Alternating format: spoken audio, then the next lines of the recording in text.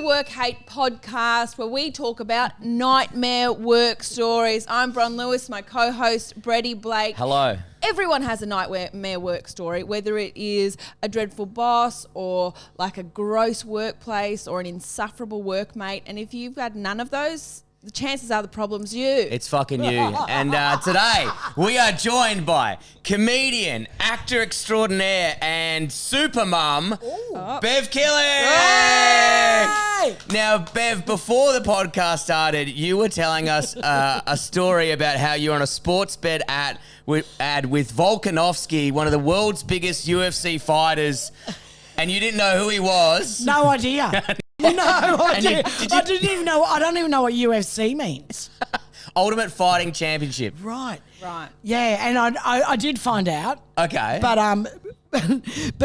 as I was actually saying when I was being made up, what the fuck is UFC? He came in the room and I went, oh, hello. Like that. Oh my God! He's the cutest man. Did you threaten to fight him? No. You should have. I reckon you would have won. Is he small or is he? He's tiny. He's a But little he's a beefcake. unit. He's a unit. Yeah. But he's funny. Oh, Is really? he? I think they've used him a few times because he can actually act really well. He does what he's told as Ah. an actor. Which is very unlike you. Yeah, it's such a funny sketch. It's not an ad per se, but it's sketch for content. Right. To get people, on the app. Because one of the ones you did went viral, wasn't it? The cricket one. Yes, Nana's batting academy. Yeah, right. So when I really enjoyed that. when I say unlike you, your acting is so good. Your sketches are so funny. When I say unlike you, I mean you wouldn't be told what to do. I don't think anyone could tell Bev Killick what to do. If you've not seen any of Bev's sketches, get online. They're so funny. So you are up against a UFC champion. So I'm his neighbour. Yeah, Right, okay. And he's frightened of me because there's some discrepancy over the fence line or something like That's that. a classic Australian trope. It's always about the fucking fence. Yeah. Every time online there's a fight about a fence line. I know, isn't there? Yeah. Anyway, so he's in there gardening, doing his tomatoes and whatever, and he's being interviewed about how he's not old. Meanwhile, he's in a little, cardigan sort of thing. Yeah. Anyway, so he's going, I've got this thing about the fence line with my neighbour and whatever. And then I pop up over this fence going, what are you talking about, little fighter boy? And he goes, oh, nothing, Beverly. Like this, frightened. I'm going, go on, run back to your little hexagon. Run back to your hexagon. I love He's that. like running, going, oh, sorry. Did you and him get along like a house on fire? Yeah, he's hilarious. Yeah. And I ended up using his security detail and his manager. Like he's got a manager with him that's flown with him from work. Yeah. he's a big deal, right? He's the world at the moment. He's like the biggest fighter in the world. He's a champion. What, you bring your Second to manager with Bev. you? Ooh, fancy. And I think it's right. Anyway, I said, while you guys are here, I've got to do this roast for Dolly Diamond. Yeah. And I want to do it like in character, and so can you guys pretend to be my security detail? And they went, You're just hurting the manager and the UFC fighter and his security team. Anyway, I've got a little video to do, boys. And they went, all right then. So I did a video. Got the bloody one of the production assistants to film it for me. Well, the first time I've met you through comedy since, but I worked on the lighting team for Preacher. And you were in Preacher. Right. Yes. Yeah, and we hadn't really worked together, but you were great in that. I think you were a cop. So Were you a much cop fun. or a judge or they something? They actually found a role for me. Yeah, because right. they did have a role for me, but about 3 weeks out from the shoot date, they realised I couldn't drive. Ah. Okay. And I was supposed to be a taxi driver. I don't know, whatever. And they went, Preacher, by the way, is a massive, It's massive. American, think like Aquaman or some shit. It's huge. It's huge. They took over the entire Dockland studio. There was like a 20-man lighting team, and I was on one of them, and I was like, is that Bev Killick? And you were the best, in the scene. You were the star of the scene. I just basically took over because the script was supposed to be me being really Aussie as a cop. That's a stretch. Big stretch for Bev. Anyway, Volkanovski, whatever the fuck your name is, get around me. I got to do a video for TikTok. And anyway, they gave me the script and I went, we don't say that. We don't talk like that. Yeah. And so I rewrote it. And Like a big American. Hey, mate, I know you're a millionaire or whatever. We don't fucking talk like that. I'll take it from here. It took about 15 minutes to go all these channels. Yeah. And then the director came back, yeah, whatever you want. Yes, of course he is. As I was saying, no one's going to tell Bev Killick what to do. The director, he's like, I've got to go check. He didn't even ask anyone. He just went to the bathroom. He's like, I'm terrified of her. I'm coming back. We'll just roll it anyway. We can cut it out later. Yeah, texting a friend of mine lives in Yeah. America, and she said that she had all these American friends going, what the fuck did she say? Because I went, what do you guys think, traipsing in here? What do you think, you're fucking Lady Muck or something? Huh? Hey, what do you think this is? Bush Week, huh? Like that. And they're going, what's Bush Week? And it's like, if I ask you, what is Bush Week? How can you explain it? I don't even really know what Bush... I don't even... Exactly. Yeah, you just say it. It's just Bush Week. Yeah. You idiots. I've never been more petrified of a question. I was like, should I know what bush week is? I was like, man, I'm coming unstuck. I've got to cut my mullet off after the end of this. I was like, what is bush week? I had an internal crisis. Bloody Bush Week or something. My father used to say just like that, what do you think this is, kids? Bloody Bush Week, hey? What my dad always... I go, Dad, where are we going? He goes, we're going to bloody Muck and Booten. He always used to say we're going to Muck and Booten. Muck and Booten. Muckaboon. Muckaboon, was it? I don't know. Muck and Booten. Muck and Booten. Yeah. Look, You say to Mum, what's the genetics? You go, bread and butter and duck under the table. Bread and butter and duck under the table. Yeah, I don't know. And I'll go, understand I'll be that saying like, at all. What's that? Where's the what? What bread and butter? It'd be a good day. My mum said poop on toast. Poop on toast. What's for dinner, Mum? Poop on toast every single time. Really? Yeah. Was it ever I poop love on the word toast? poop. Yeah. No. She never lied Poop to me. is the best. Poop is the best. It was always spaghetti Poop. bolognese. So I don't know why we ever asked. Every night was spaghetti bolognese. Did you have the same as me where Mum had the same 4 meals? It was No. like beef strog, spag Yeah. bowl, tuna mornay, Yeah. and there was one more, like chili con carne. Chili con carne. That was Yeah. it was the only 4 options we'd have. Really? Or summer you'd have chicken and salad. But now Mum is obsessed with MasterChef. Oh, so you she go loves home. herself Dad now. is living like a fucking king. Yeah. He's like, he puts it on the big screen. Oh yeah, MasterChef's on. Make sure you watch it. Mum, Mum's like, oh, I'll Is he try that. tasting it like a master chef just going, I don't think Dad's got good enough taste buds to judge Mum. Ours was the same every single night. Mum would make it at Really? the start of the week a huge big like vat of. she was of- organised. Oh, she was just a single mum. So just a huge thing of spaghetti bolognese, and then we would just chip away at it, and then until Sunday, and then Monday, brand new vat of spaghetti bolognese. And you'd have it in jaffles. Oh, delicious. yes. Very good. And It's also it's versatile. delicious. Like It I mean, is kids, delicious. Kids love spaghetti bolognese. It's the best. I'm not complaining. I But loved it. you don't put any spices and shit in it. What are you talking Well, about? that's Steve? I always laugh because Mum never knew what fucking spices were really. Like when we like she knew it. Like, but when you go to someone else's house, like because I had Lebanese neighbours, you're like, what the fuck is this? And they're like, that's taste That's and kofta. flavour. And Yeah. kofta. Yeah. But now I don't know how to add anything to like I don't know how to cook for shit. So there's this product which they've made for like idiots like me. It's called Mingle, and it's got all 5 different Mingle? types, and it's got all different spices in there. Okay. So you just whack it in there with your so meats. it's like a pre-prepared And thing. Yeah, and And you it don't have just to think- gravitates to the and meat. you can use it with meat, or you can use it in veggies and Mingle. shit. Yeah. It's Are you learning though? Like, are you learning how to cook, or are you just? It just my stuff just doesn't taste boring and Yeah, shit but are you, anymore. like, Can I learning have from you it? over and I can give you some cooking that's a lessons? nice- Yes, I would love that. Let's do that. Yes. I love We'll cooking. start with a couple of bottle of wines, and then we'll see where we go, Bev. My mum was the same. She only had a few things, right? But then Yeah. she was the president of the YWCA, Oh, The good cakes. what's the white? Young Women's Christian Association. Okay, Huge right. network. Oh, yes. Way Okay. back. Yes. Yeah. And they had an experienced cook, a chef, Yeah. come in and give some lessons, right? Ah. So we went from spag bowl, 1 minute, to this baked fish in lemon and blah, blah, yes, blah. please. And Dad was like, what? But not in a good way. It Oh, he was, hated it. it. was the same words as the castle, but not in a good way. What do you call this? Jesus, Yvonne. What do you call this? My pop used to say, none of that foreign muck. Yes. Oh my god. When he didn't like it, he goes, I don't want any of that foreign muck. And you're like, what? Lemon on a bit of fish is foreign muck? I know. But because we didn't get takeaway as kids because no one could afford it in the 70s, right? Show my age. And yeah, you just didn't get it, right? So, but every now and then, you didn't go to dinner either. Every now and then Dad must have, had a good working week or something. And he'd go, rightio, kids, get in the Ford Falcon. We're going to Dinky Dice Steakhouse.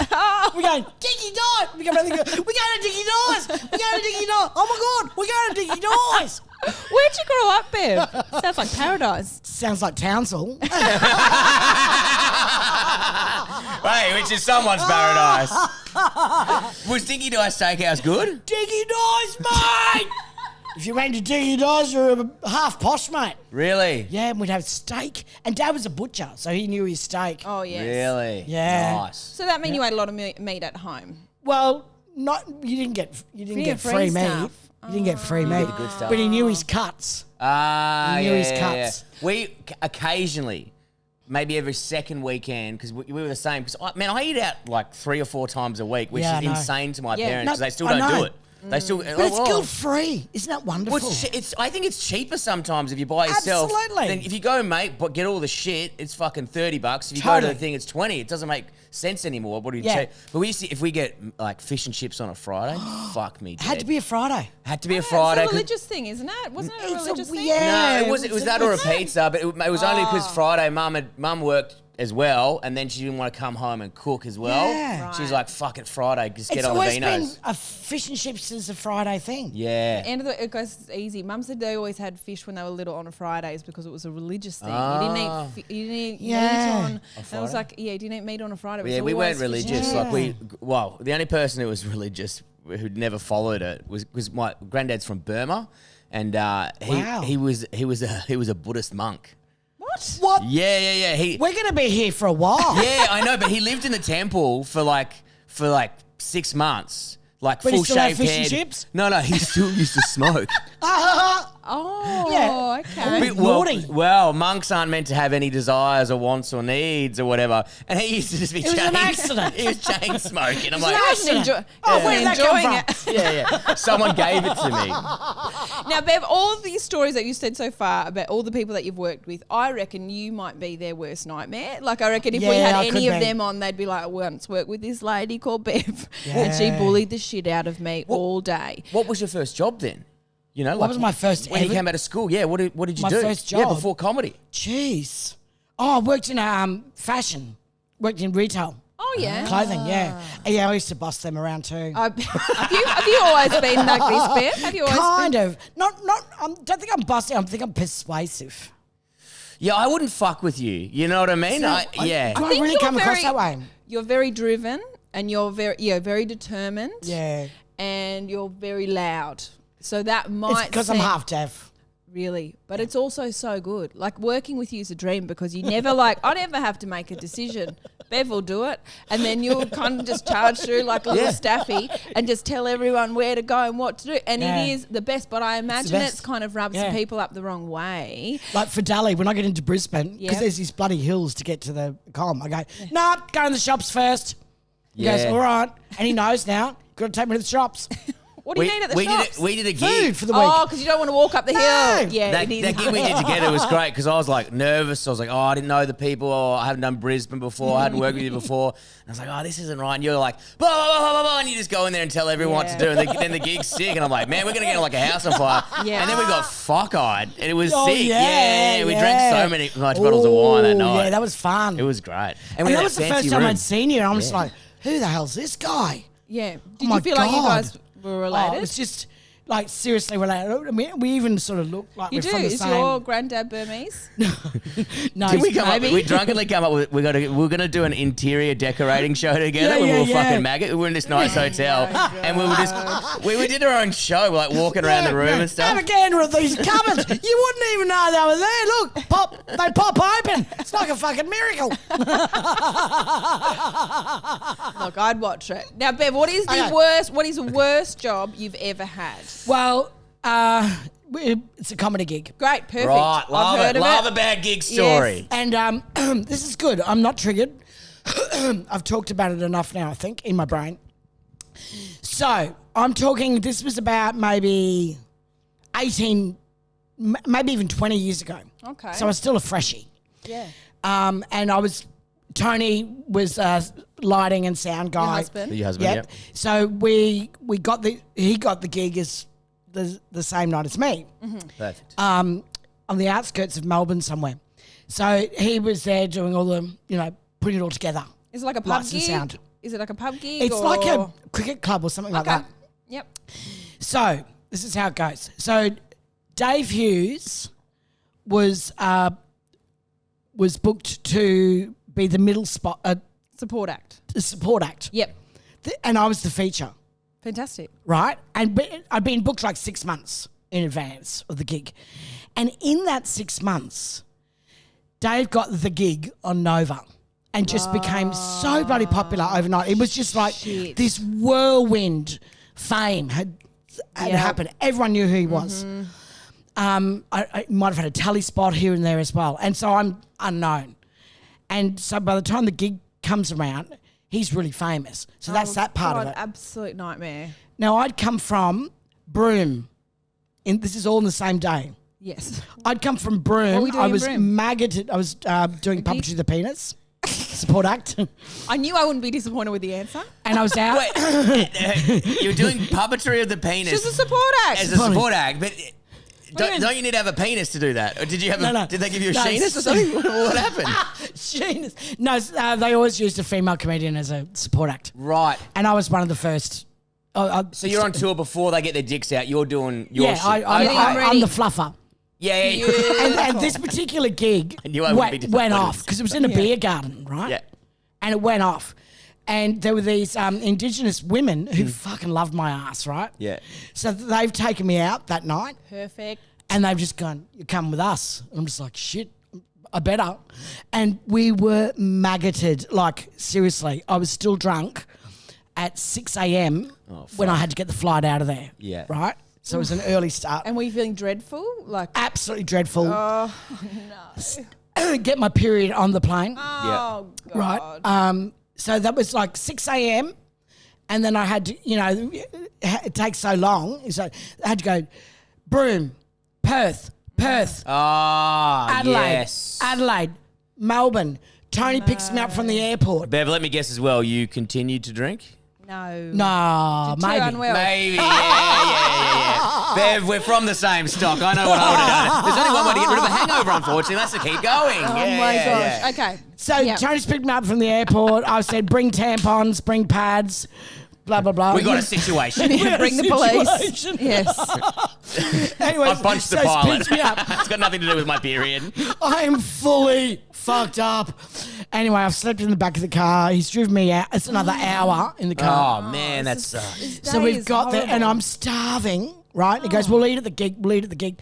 Get there, no food. There's crisps, there's chips. Oh, That's devastating. it. Right? Absolutely devastating. So I get there, and I'm not even that nicely dressed, a bit like today. Hey, you look beautiful. Lovely, Bev. Anyway, so I get there, and there's Dave going, g'day, Bev, however he talks. Can you do a Dave Hughes impersonation?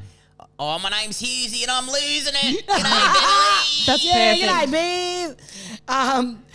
And Dave and I were mates. It was, and the MC was there, but he was one of those old school comedians wearing the smiley face tie. Oh, God. Yeah. Oh, disgusting. Yeah, you were not the worst part of this gig, by the No. way, already. So I get there and go, oh, Jesus fucking Christ. And there's about 4 women. Oh, And in the about your audience. entire Four audience. women, 60 blokes. Ah, Oh, yeah. yeah. Anyway, Yep. so Smiley Tie Man gets up and they're all sort of, and they're half cut, all these guys, right?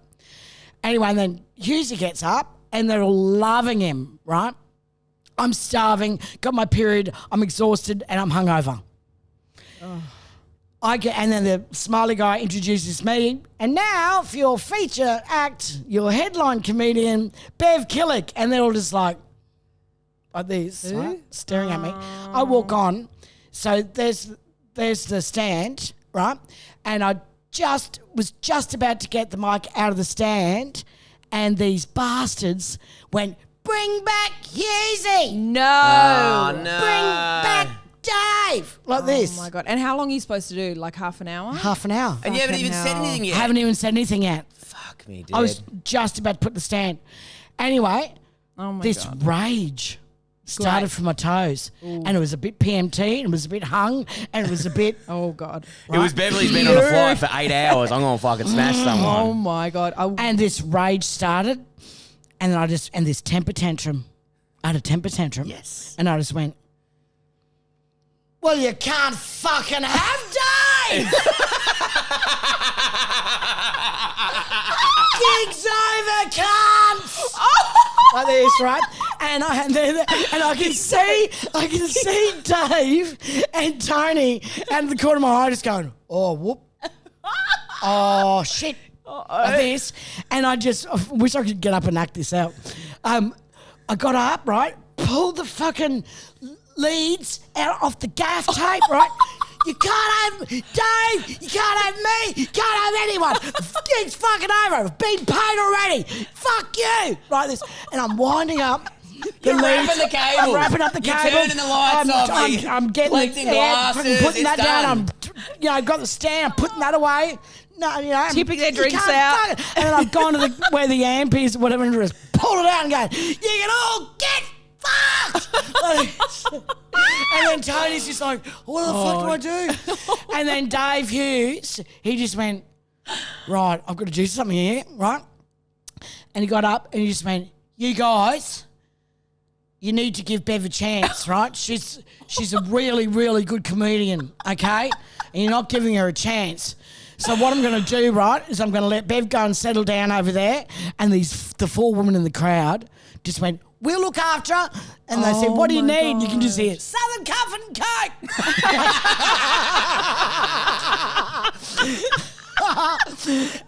and Dave goes, yeah, we're just going to have a 10-minute breather, right?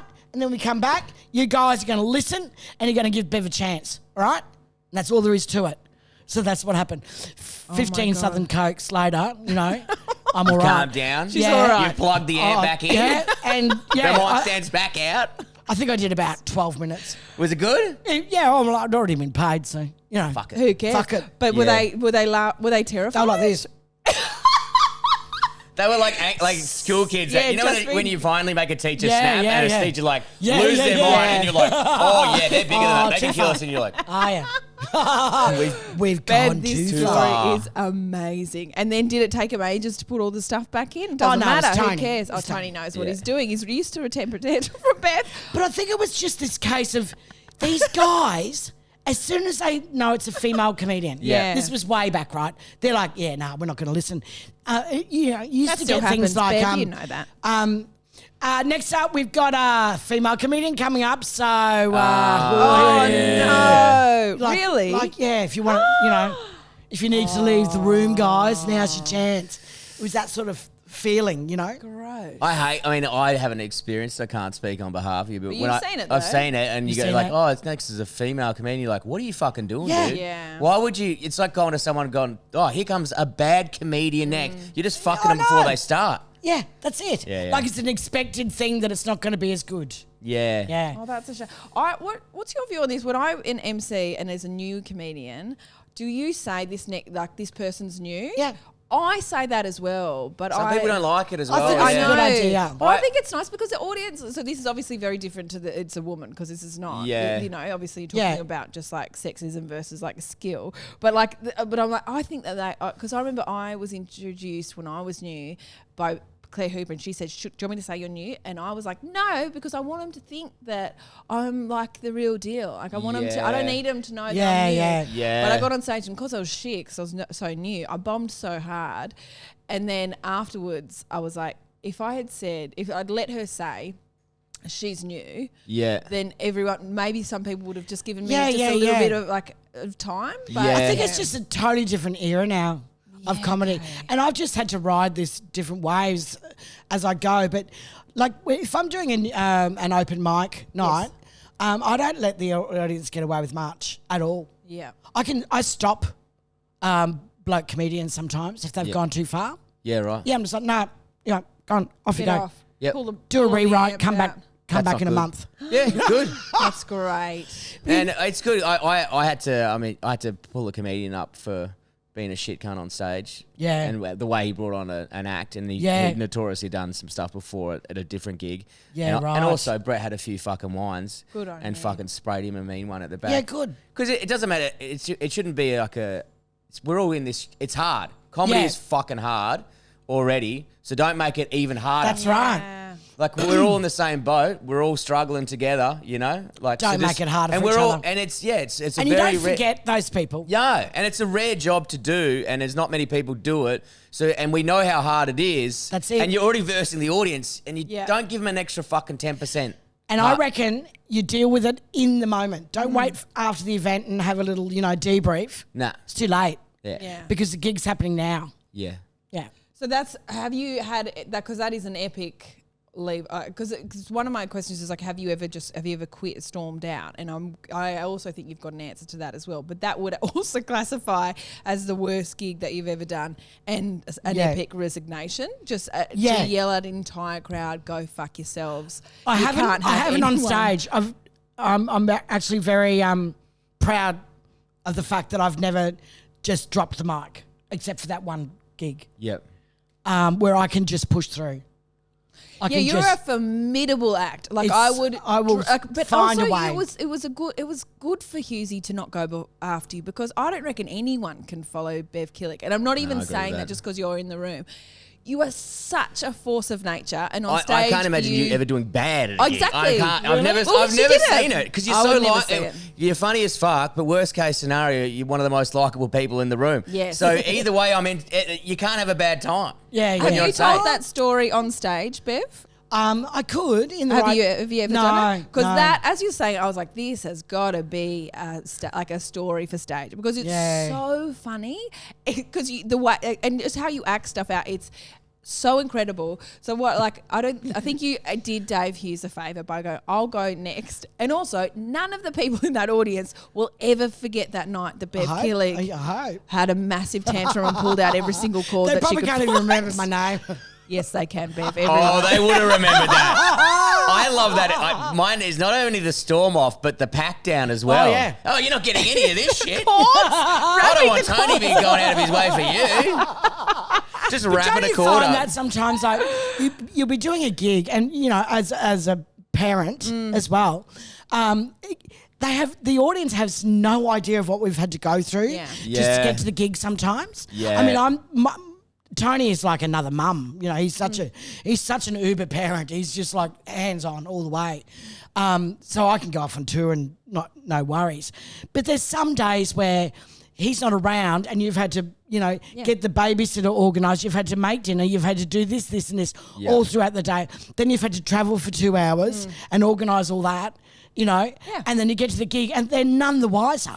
Yeah. And it's just like, It's that thing is like sometimes even like today I was running late, I was in traffic, I'm stressed, and then you got to kind of like when the camera's on and you're doing this, then you got to kind of switch modes or whatever. Yeah. And you're like, and you it's hard not to bring forward the rest of your day. Like I had one gig where my pop died on the day and I was in hospital with him. But to me, it was the most important gig at the time and the biggest thing I've ever done. I was supporting Sammy J and Randy and Dave Thornton and this outdoor arena. I was like, this is the biggest gig I'm going to get in my life, and I get to open for these guys. And the Axis and of you do it Awesome. for your part. And I was like, my pop would have wanted me to go and do it. And I had a little cry before I got on, sucked it up, did it, got off stage, had a bigger cry, and then and then I could like go off and mourn, It's interesting how much you can put on hold. Yeah.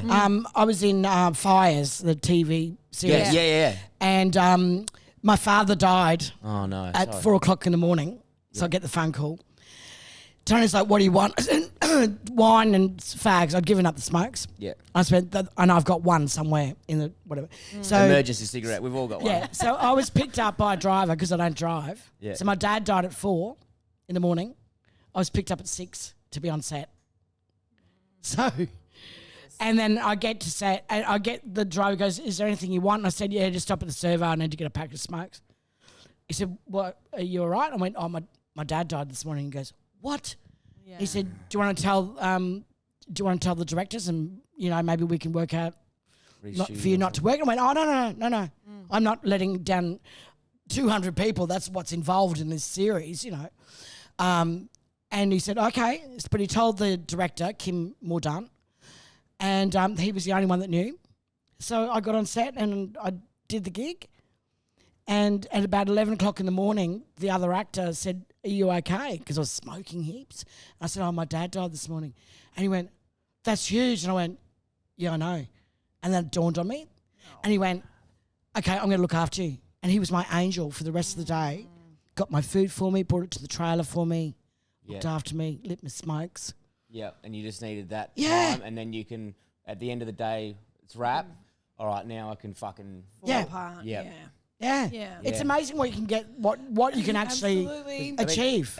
You're a mum as well, Bron, obviously as well. When you drive a fucking storm of a day and Yeah. shit's Yeah. crazy, kids are screaming, and then you're like, I've got to go to Got to work. go to the gig. Yeah, I started back at work when my son was 5 weeks old. Yeah. And I just, I remember just sitting, I got to the gig like half an hour early because I was still new as a comedian then, but I didn't want to start from scratch because someone had said, if you have a break, you basically, when you go back, you start from scratch. And I gigged like crazy throughout his Yeah, because it's a pregnancy. build, isn't there? Yes, yeah. And I'd learned all these things during that, going to these, like, I was in Brisbane, I was like so sweaty and so tight and so Pregnant huge. as well, yeah. And I was just doing free gig after free gig after free gig because I just was desperate to get good at it quickly because I just didn't want to prolong the first part. The start of comedy is so shit. Yeah. Like just the bombing and the Yeah. walking on stage and someone going, here we go, because you're a woman. Or like when I was on stage walking on like this giant whale and people going, oh, and people worried for me. And I was like, I just need this start bit to be over. And so when my son was born 5 weeks after, I was back at some like Mother's Day gig where I was performing, and I remember sitting in the car being like really like feeling really nervous because of all the hormones and everything. But I was like, God. But I was like, if I get up on stage and say, I've had a baby 5 weeks ago, then I'm just going to get, I don't know, either the sympathy that I don't want or, so I just never bring, like I'll talk about my kids, but I'll never be like, this is the shit day I've had, because I've watched a comedian do it. And this is something that I didn't learn myself. I learned from watching. I watched a comedian get on stage and be like, I've had a shit day. My kids are driving me insane, and I don't need any of your shit today because I dropped my son off at school and I had to pick him up because he's sick. And then my daughter was this and this rant there were no jokes in it. Yeah, and it was really what she was feeling, and she was having this kind of. But it's not funny. On stage. It's not funny. And then they would and then she was like, right, so let's get through this gig. And then she was asking them for not only for them to shut the fuck up and listen to her because she's had a shit day. It was now like, now laugh at me. Because my jokes are good, but they were just You can't force an audience to laugh at you. No, and also I think with comedy, the audience have had a shit day and they're there to escape their day. That's it. We're there for them. That's our job. That's our job. We're the vessel. Yeah. We're the vessel to, open up their laughter valve. Yeah. And you just have to put all your emotions on hold and just be the comedian, be a pro. Yeah. Yeah. And it's like not even about like having a hard day. I watched a comedian bring like his personal things to the stage where he'd just given up drinking like a few months earlier. And people who've given up drinking are just insufferable to be around. So he had brought and comedy night, everyone's drinking. Good on them. Everyone's having a great time. Some of them are maggots, some of them are a bit tipsy, some of them are just with friends like that. Like everyone is on different levels of maggot. Anyway, he gets on stage. Different levels of maggot. He gets on stage and he'd lost like heaps of weight because he'd like given up drinking. So he was like so up himself. So he was on stage and he was kind of like loving himself sick and just being like super arrogant. And then like a lady would called out, like just a heckle, like a gentle heckle. And in Brisbane they happen all the time. Like you'd know, Bev, you've been there. Oh. And so like the heckles, and it was like a gentle, easy heckle. And he was just like, how many have you had? And she was like, what? And it was just to humiliate her, and it was just him bringing his own experience of like alcohol's bad and poisonous, and just putting that on this audience member who'd paid to be there. She was like, pardon? And he was like, and then he'd get his water and he sipped it and he was like, I think you should have a few of these. And it was like, and so the rest of the audience was like, okay, well, we won't call out because we also have had a few shanties. So we'll just let him go. Don't judge my good night. You're ruining my vibe with your fucking issues. Yeah. Waterman. Now, Bev, have you ever quit in spectacular fashion? I've got a spectacular, oh my God, very momentous. I'm so excited about Bev Killick being on this podcast. Oh, thank you, darling. So in Townsville, while I was studying theatre and the arts, performing arts, I had a job working as a waiter, but I'd studied silver service. Gotcha. Yeah, What's so I silver knew service? Is that it's fancy one? Fancy, yeah, for 5-star. Whatever. Lots of different forks, pretty. Yeah, and need knowing one. how to serve bread and a spoon and a fork and whatever. Now I'd be just like, here's your fucking bread, you know. There's a trough over there. Get it, you fucking pig. But that's what it was like in town. That's why they had this this hospitality school had come in, because the Sheraton was there. And they realised that there was no one suitable to serve in the fine dining. No one from Dinky Dice is good enough. Yeah. I'm hearing you loud and clear. What do you mean? I've been a Dinky Dice for 8 years, straight on the grill. I can fucking work at the Shero. So the service in town was like, what do you guys want? Are you ready to order? Can you hurry up? Because I've got my smoker coming up. And then you don't bring knives and forks. Yeah, they're over there. Yeah. Go fucking get him yourself, mate. You got feet. Hey, how do you want your steak? Rare. Why do you want it rare? That's just ridiculous. Well Why do you done. cook it? Just fucking get some steak from Coles, mate, and just have it at home. Chow down on some steak at home, mate. Why do you bother fucking coming out? Sounds like a beautiful place. Anyway, so Can't wait to go there. Dinky Dice. Shout out to Dinky Dice, our sponsor. So they put this hospitality school in, and I was one of the first through. So I was really good. I was fancy as fuck. I know. It sounds. You can't imagine it. I can't, but I want to. I was fancy as fuck. I used to wear the tie and the vest, Oh, and I had my this Lord. blonde, pixie cut, and the white apron and silver service, and I get paid really well. So I'm at this restaurant in Melbourne. Yep. So I'm living here now, and it was this beautiful restaurant, like something out of another age, and it was very posh and it was all very. It's like something out of like Great Gatsby. Yeah, it was really nice. Beautiful round tables. Everything was clothed, and you had to have the Yes. the waiter's cloth and Yep. all that. And so you'd have your station, right? And there'd usually be about 3 of you in this restaurant. So everyone would have like 3 tables each.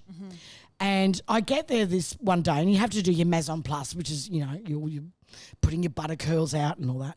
I get there, I'm the only waiter that's shown up. Everyone else is sick or they can't come. There's me and the boss and the guy behind the bar, right? I'm like, what? And the boss goes, you can do it. How many people? How many Would've been, tables? 9. Shit. That's a lot. too And it's many silver tables. service, so you And can't just silver go, here service. you go, here you go. Fuck No, off. no, Yeah, it was yeah. all It's a big very, 10 people each. Oh and my you'd have to do the vegetables as well. It was huge. Christ. Oh, so you can't just whack it in the No. middle. And, it's a lot of hands-on shit. And also, it was a sommelier as well, which is wine service. So you have to do the wine service. And it was just going on and on and on. And anyway, I walked up to the boss. I said, and he was just standing there talking to the barman. I went, can you pitch in and help me here? And he goes, you're all right. You're all right. Like this to me. And then some of the, I was about to say passengers, some of the guests were arcing up a bit and excuse me, yeah, they're all arcing up and getting a bit rowdy at me, and I'm just like sweating bricks, right? my God. And I'm just like, you know what? Yeah. Fuck you all. Yes. Fuck you. Stand in the middle You of took the room. forks out of their hands. You wrapped up the white tablecloth. You got out of there. This was a beautiful, quiet resignation, Oh. and I have no idea of the outcome. Just- Only for me. Oh. I went into the little area where the changing area. What's it called? Change room. Change Oh, room. Yeah. Into the toilets. Put my court shoes off. Took my court shoes off. Put my runners on. Took my apron off. Took the tie off. Right. Got my little bag, and just walked up and out onto the street, and I got on the next tram. Didn't even say anything to anyone. Didn't say anything. Just walked out. Slid out. Wow. Just went, Ooh. Did That's they- the good one as well, because it's That like, is good. where? Slid That's out. like the white flame. You can't see it, but it's the worst one. Oh. You know, like Oh, is that the How good's episode's that? name? The White Flame. White Oh my God. Flame. Well done. So you white flamed them. Bev Killick, the White And Flame. then you. I've just gone Perfect for you. up, got on the tram, and it was going like down. This was all down underground, right? And I've gone up And it was just like, ping. Yeah. Got on a tram, and I sat on that tram and I just went, I want to be a comedian. Oh, I want to be a comedian. And this whole script was going through my brain. It was like, fuck this servile bullshit, male-dominated, fuck you. Because I'd been going to the SB on a Sunday religiously, like it was church. To watch it. And also working in catering and whatever. Sometimes there was a comedian as the entertainer. And I'd be just like, watching, just go, what is this? I'd know, stand up. What is this stand up thing? And I just went, right, that's it. I'm doing that. That's it. Fuck yes. That's it. That's a great story because you're like end of one life into the other. That was the last time I'd ever worked in a restaurant. Great. Ever. Oh, that's great. Well, I mean, you wouldn't have got a great reference anyway, but they had. Yeah, that's true. Yeah. I wonder what happened. Did you? Because they wouldn't have been able to call you. There's no mobile. This is fantastic. Exactly. Bev, you are incredible. Now, thank you so much for coming on to our podcast. I feel like we might have to have you back. Bev, I reckon we could just do the Beverly 2-hour straight podcast. I love you so much. You've always got the best yarns. Thank you so much for joining us. Bev, you got anything coming up to plug? Any TV series you're in or anything like that? I'm up for a few auditions here and there. There might be a few things in the... Yeah, what about, do you want to plug Fires or anything you've been in previously? Fires is still on. Yep. ABC, iView. Preacher's still on. Preacher's still on. Shader, which is the amazing film that I was in, which won Audience Award at the Sundance Film Festival. Awesome, dude. That's pretty huge. That's massive. And that's playing in Britain and the UK and Ireland at the moment. So. Awesome. Man, get on the internet, Google Bev Killick. She's got such a great back catalogue. And if you get a chance to see her I've do got a stand-up... great back catalogue. Well, that sounded horny, didn't it? Oh, you've You've done so many things. And you're never done that. Oh, yeah. God damn it. And yeah, I'm under the pump on my own fucking podcast. No.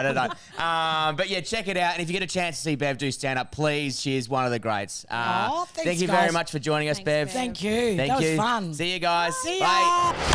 I've been fired from a lot of places. I've been fired from so many places. I went into the class one day, real bullets.